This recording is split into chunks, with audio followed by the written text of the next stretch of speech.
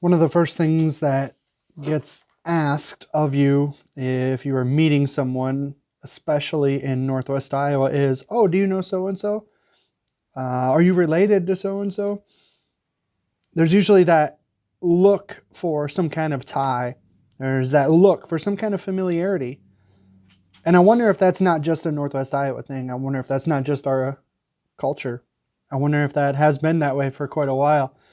In fact, if you look at the beginning of Matthew chapter 1, there's a little bit of that in what Matthew is trying to do.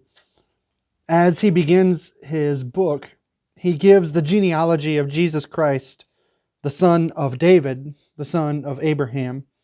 He makes this tie for generation upon generation for the readers to be able to have familiarity with Jesus, but also, I think, to be reminded that this has been the plan all along.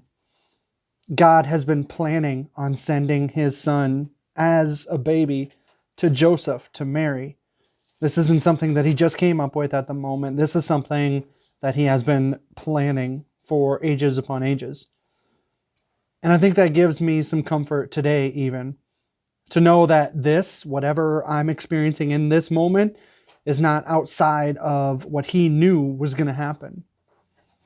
In Matthew chapter 1, verse 16, we read this: Jacob was the father of Joseph.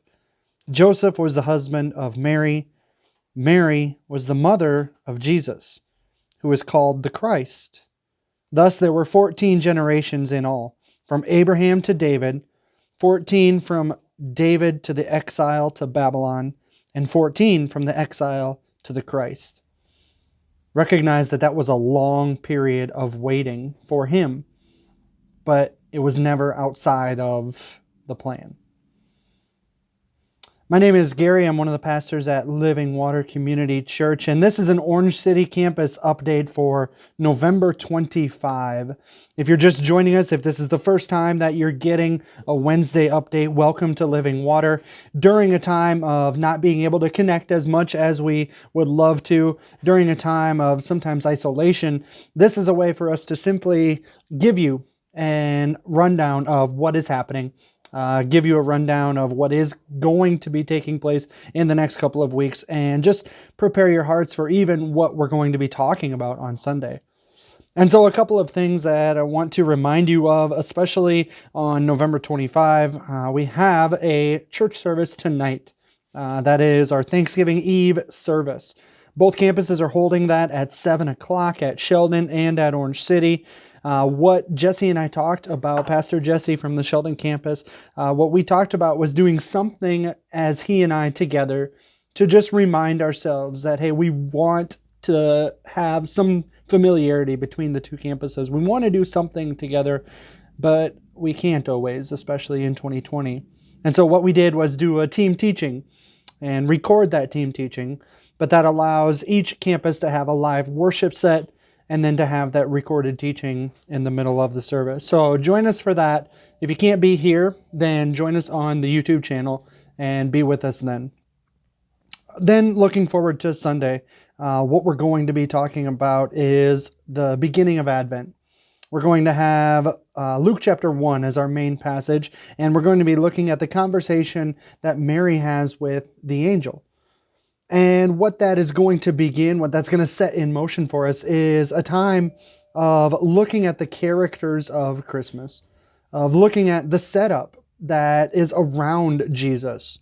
We're going to prepare our hearts over the next few weeks to celebrate Christmas well. Then a few housekeeping things for Sunday, what you can look forward to coming up. Please do wear a mask as we do our part, as we try to do our part to slow the curve, to lower the curve, and to try to keep as much people healthy as we possibly can. Please do wear a mask. We're also going to be taking the ballots, affirming the people that have been nominated as care elder, as care deacon. What we're going to have is a sheet for you to simply circle the names that you do affirm. We're going to have you turn those in, and then over this next week, we'll count those, make sure that it is a majority that does affirm the names, and then we will pull those names out of Scripture, and they will be our new care elders and care deacons. And then, of course, the celebration side of it, we get to celebrate another baptism. The Dykstras are having baptism, and so we're going to go through those covenant promises again. We're going to walk through this idea that God reaches out to us first, even as little tiny babies. And God does that so incredibly, and we accept that covenant. We accept that thing that He is doing for us. And then I want to give you just a couple of things to keep way in the back of your mind, to keep rolling around.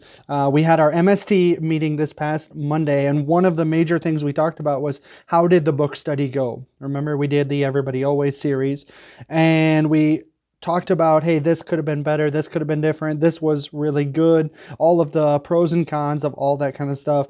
But what I would love to hear is some feedback from you guys.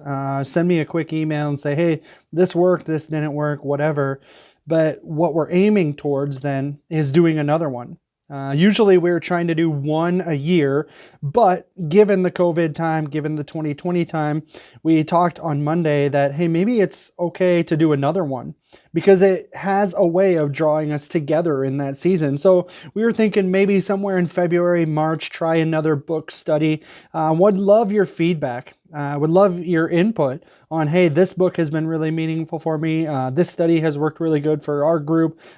Give me some of that feedback as you can email me, and we'll see where we can go with this and if we have the ability to take those next steps, Lord willing. So all of that being said, you can follow us on Facebook. You can subscribe to our YouTube channel. You can do whatever you can to just stay connected as much as you possibly can. I understand this is an uphill battle. I understand that even during the Thanksgiving time, it feels like we don't have a lot to be thankful for, but I assure you that this is part of God's plan. I assure you that none of this is a surprise to Him, and that somehow, some way, His kingdom is being furthered through this. Hang on to that and hope in the promises that He gives you. Grace and peace to you.